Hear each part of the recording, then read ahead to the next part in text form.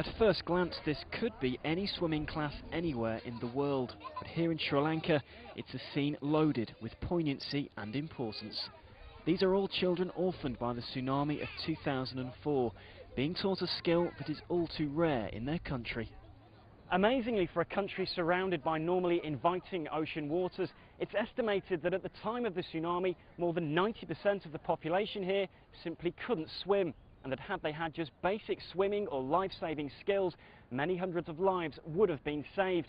The reasons for that statistic are myriad, and they're being confronted by an inspiring project. Well, we try to have this pool. The sporting inspiration for SwimLanka comes from Julian Bowling, a three-time Olympian and a Sri Lankan swimming hero.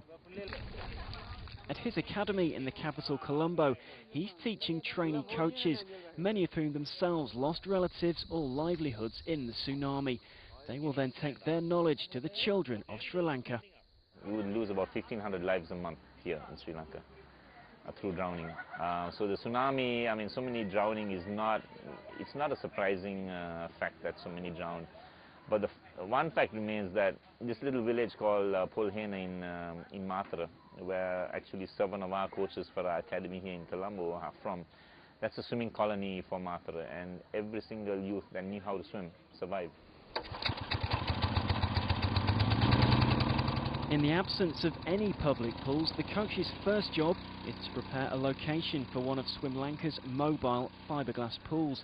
They may not look like much, but so far they've been a way of introducing more than 5,000 children to a sport that traditional Sri Lankan culture simply didn't recognise.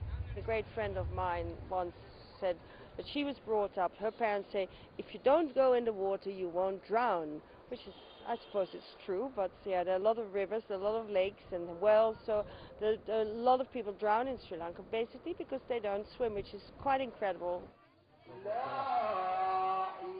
Religion also played its part. In this Muslim school in the south, these boys are having their first ever swimming lesson, something that just wouldn't have happened pre-tsunami. Their Islamic dress code means swimming shorts are an item most of these children simply don't possess. Even in Islam it says you can sacrifice, or suicide is haram, it's prohibited. You know, at certain stages, even Islam, it says if you don't have anything to eat, you can even eat pork. Because suicide is prohibited in Islam. So likewise, if you think you need to learn to swim, you know, of a future tsunami, you have to do it. The ocean is normally benign enough, but it is unpredictable and can often be too rough to swim in, making it far from ideal for developing the basic skills SwimLanka are now teaching. So the next step to be taken is the building of permanent pools for year-round use. The first will be here in Gaul, on a plot of land still strewn with tsunami debris. Julian also sees these pools as a long-term means of developing elite swimmers. The real gold medal in swimming is if you can get every child or as many to learn how to survive in water. That is a life-giving medal.